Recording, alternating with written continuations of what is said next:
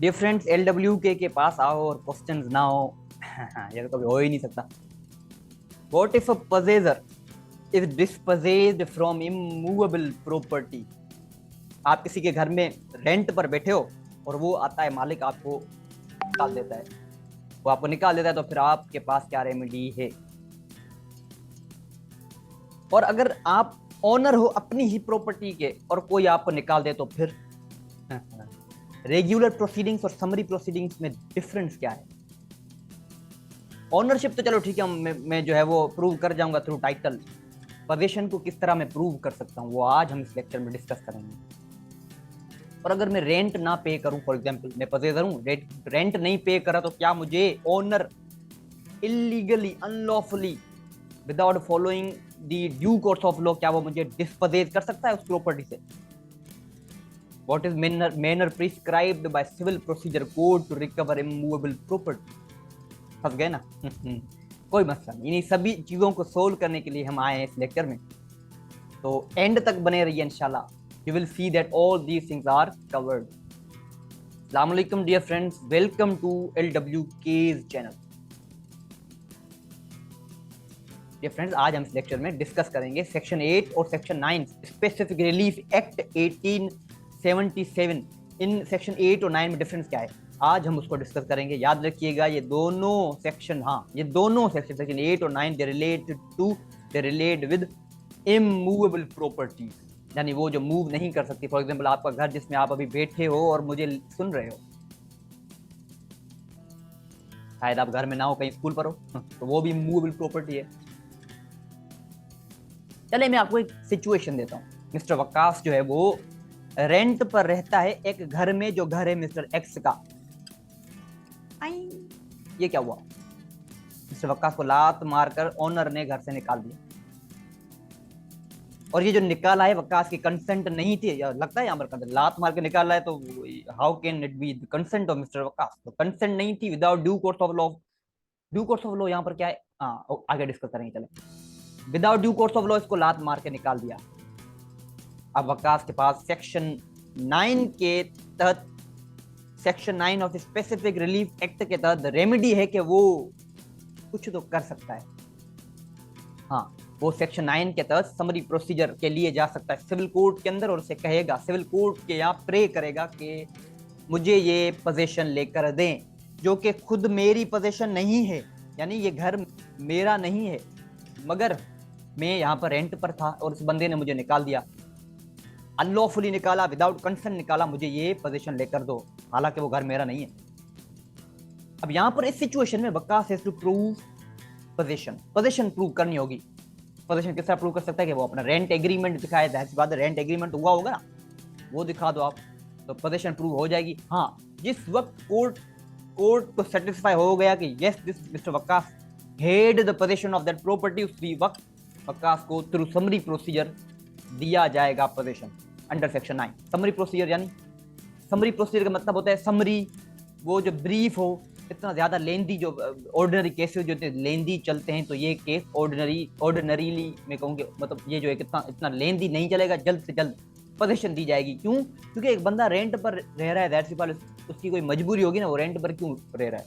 उसके पास या तो अपना घर नहीं है या कोई और मजबूरी है, तो उस वजह से अब उसको निकाला गया, तो अब ये कहाँ जाए? तो इसको समरी प्रोसीजर के through hall for time being उसको पोजीशन दी जाती है कि इसको पोजीशन दो। उसके बाद जो ऑनर को कहा जाता है कि जो लॉफुल प्रोसीजर है उसको फॉलो करो और यहाँ पर आओ, और जब वक्कास को मिल जाएगी पोजीशन तो फिर फ्लोर टू कोर्ट। अब अगर वक्कास उसी घर में रह रहा है और रेंट नहीं पे कर रहा, मतलब अपनी लगा कर बैठा, साला रेंट नहीं दे रहा है, अब क्या होएगा?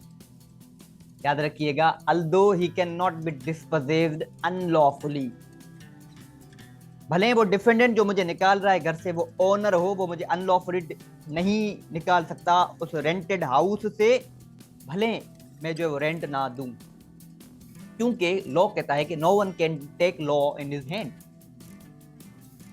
यही तो एडवोकेट को बेनिफिट है कि आम लोगों को कानून का पता नहीं, वो वकील साहब को बिठा देते हैं घर पर, मतलब रेंट पर घर दे देते हैं, और फिर वकील साहब निकलता नहीं है, रेंट पे करता नहीं है, लोग जाते हैं कोर्ट में केस करने, वकील साहब आता है अंडर सेक्शन 9, मतलब वहां पर अनलॉफुली पहले वकील साहब को उन्होंने डिस्पोजेज किया, और वकील तो चाहता ही है कि मुझे अनलॉफुली डिस्पोजेज करें तो फिर मजा हो।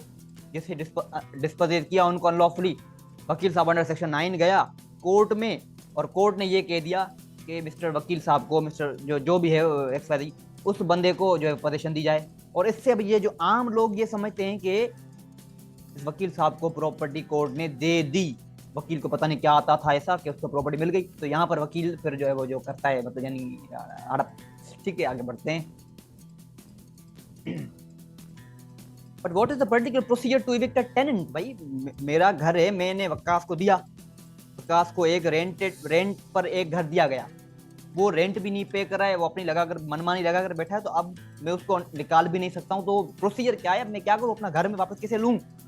सेक्शन 15 में जाएंगे, SRPO Sindh rented premises ordinance. Section 15 में आप जो कि ओनर है, जिस बंदे ने वकास को पहले निकालना चाह रहा था, वो एक लॉफुल प्रोसीजर के थ्रू सेक्शन 5 एसआरपीओ के तहत एप्लीकेशन देगा फॉर एविक्शन रेंट कंट्रोलर के सामने। रेंट कंट्रोलर की अमूमन पावर सिविल कोर्ट को दी जाती है, सिविल जज साहब को, तो वो उनको सेक्शन 15 के तहत एविक्शन के लिए एप्लीकेशन देगा, फिर जो जज साहब जो फैसला देंगे। तो ये एक सिंपल सा प्रोसीजर है, ये है लॉफुल प्रोसीजर। तो अनलॉफुली आप किसी को ना डिस्पोज करें, सेक्शन 15 में जाएं, इंशाल्लाह आपको सेक्शन 15 बोल रहा हूँ, सेक्शन 15 में जाएं, आपको पोजीशन दी जाएगी। तो this is section 9, suit by person dispossessed from immovable property. ये फ्रेंड्स सब्सक्राइब करना मत भूलिएगा। अब आते हैं एक और सिचुएशन पर। Mister Waqas is an owner of house. अब तो ये बड़ी बात है भाई, वो ओनर है, वाह। हाँ, मगर फिर भी इसको डिस्पोजेड किया जा रहा है, मतलब ओनर को घर से निकाल दिया। अब यहाँ पर मिस्टर वकास के पास ये रेमेडी है कि ही कैन गो, पहले जा रहा था अंडर सेक्शन 9, मगर वहां पर वो ओनर नहीं था। अब यहाँ पर मिस्टर वकास ओनर है, उसको निकाला गया, अंडर सेक्शन 8 जा रहा है कि मैं ओनर हूं, मुझे अपनी प्रॉपर्टी दी जाए। अब कोर्ट को कैसे पता चले कि आप ओनर हो? तो आपको टाइटल प्रूव करना होगा, और वो प्रूव करोगे through regular proceeding. Civil procedure code के अंदर 1908 में सीपीसी के तहत एक पर्टिकुलर प्रोसीजर जो हम आगे डिस्कस करेंगे, उसके थ्रू आप जो है वो टाइटल वगैरह जो भी है वो आपको करना होगा प्रूव कोर्ट के सामने। Waqas to prove with ownership title. Ownership title मतलब आपके पास जब टाइटल डीड होती है तो मतलब आप ओनर हो। कोर्ट को आप बताओ, कोर्ट को सेटिस्फाई करो कि मैं ओनर हूं, टाइटल दिखाओ, और जब कोर्ट सेटिस्फाई हो जाएगी तो आपको अपनी पोजीशन दी जाएगी। तो ये एक डिफरेंस है कि यहाँ पर आप ओनर हो, वहां पर ओनर नहीं थे। वहां पर पोजीशन डिसाइड हो रही थी जो कि रेंट एग्रीमेंट के थ्रू आप कर रहे थे या कोई और भी तरीका, यहाँ पर आप ओनरशिप प्रूव कर रहे हो। Court shell decide title when ownership is decided. जब ओनरशिप डिसाइड हो गई उसी वक्त या तो वकास को ये घर मिल जाएगा या तो नहीं मिलेगा। यानी अगर वकास के फेवर में है, यानी वकास कोर्ट ने डिसाइड कर लिया, डिक्लेयर कर लिया कि yes mister Waqas is owner, तो उनको ये घर मिल जाएगा। अगर कहा कि नहीं वकास ओनर नहीं है तो घर नहीं मिलेगा।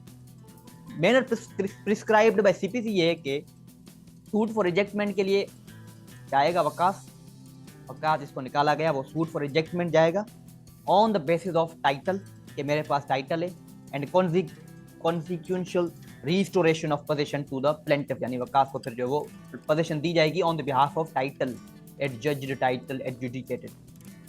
तो ये था section number 8, recovery of specific immovable property. Let's have a situation. अब जब suppose you live on rent in a house of which owner has no title.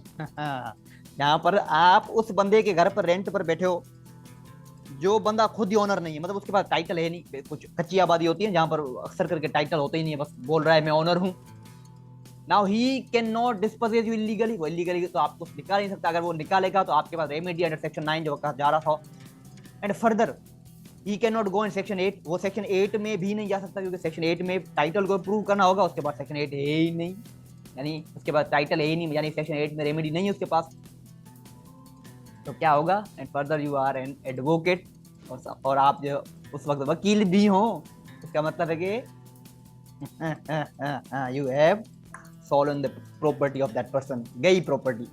तो इस तरह वकील साहब जो है वो करते हैं, मतलब कहना तो नहीं चाहिए मगर होता है, दिस इज द प्रैक्टिस।